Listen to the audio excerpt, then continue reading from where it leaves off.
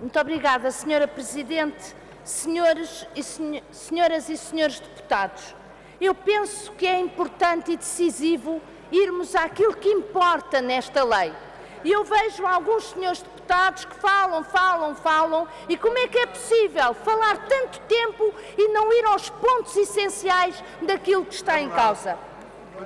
Esta lei é uma lei que é preciso rejeitar, não há margens para dúvidas. Ó, senhores deputados, e já agora permitam-me até uma sugestão, senhores deputados do CDS e senhores deputados do PSD, os senhores deputados podem ir assistir às sessões públicas que finalmente começaram a ser realizadas pelo IRU, começaram a semana passada. Eu posso dar-lhes o calendário e ouvir o que diz o IRU e ouvir as dúvidas e as questões da população lá. Ó, senhores deputados, façam lá esse exercício, ninguém vos vai impedir de entrar, ninguém vos vai assobiar, vão lá ouvir para ver se de uma vez por todas percebem o que é que está em causa, senhores deputados. Esta lei causou pânico social. Isso é irreparável. Já não conseguem reparar isso. Esta lei pressiona os idosos. Há idosos a saírem das suas casas com medo do que lhes vai acontecer e a voltarem para casa dos filhos. Isto é irreparável, senhores deputados. Isto põe em causa a própria coesão social. Esta lei vai promover despejos. O Sr. Deputado Artur Rego, o Sr. Deputado Leitão Amaro não lhe respondeu, mas respondo-lhe eu, no Balcão Nacional do Arrendamento, dito do arrendamento, que devia se chamar dos despejos, porque só serve para isso, já estão mais de 1000 processos. Ouça a Câmara dos Solicitadores, O boom dos despejos está previsto entre junho e julho. Toda a gente está a ver o que se passa e os senhores mantêm um muro de insensibilidade perante esta grave situação.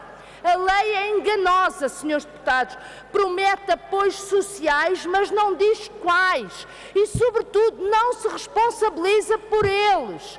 O Governo tinha a obrigação de se responsabilizar pelos apoios sociais e colocá-los preto no branco numa lei e não o fez.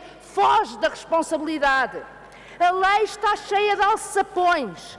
E não podemos aqui falar todos, mas faço o despejo por atraso no pagamento 8 dias, 4 vezes ao ano, com as situações de desemprego que todos nós vivemos. Basta, os senhores deputados sabem a que dia é que os pensionistas recebem a pensão? Sabem a que dia é preciso pagar a renda? Basta que nesse mês tenham tido mais despesas na farmácia. Não é mentira, é verdade. E o despejo por obras profundas.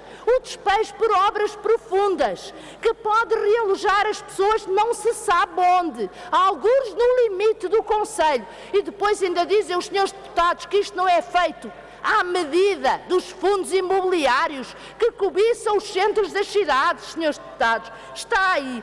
Os efeitos no comércio, as lojas que fecham, a insegurança nas cidades, a desertificação, o desemprego. E por último, falemos então da Comissão de Monitorização, que, senhores deputados, convenhamos, deve estar a passar uma fase e um período muito difícil. Porque o senhor deputado Altino Bessa diz que esta lei precisa de uma prova de vida. E a prova de vida é a Comissão de Monitorização. É o próprio Presidente da Comissão de Monitorização que diz: penso que é preciso deixar a lei respirar.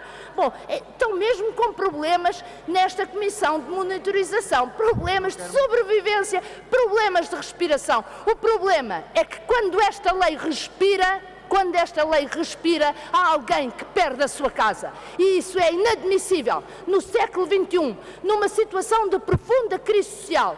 E a ministra Assunção Cristas, o que é que fez perante o problema que existe? E os senhores sabem que existe. Seguiu a velha máxima. Há um problema, cria-se uma comissão e empurramos todos com a barriga para a frente a ver se o problema se resolve. Não é assim, senhores deputados. Esta comissão vai monitorizar a desgraça. Esta comissão vai monitorizar o número de despejos. E eu termino como perguntei à senhora ministra aqui. Quantos despejos vão ser precisos para que os senhores vejam a realidade e alterem aquilo que precisa de ser alterado? Nós voltaremos, senhores deputados, não desistimos, as vezes que forem precisas, para revogar a lei.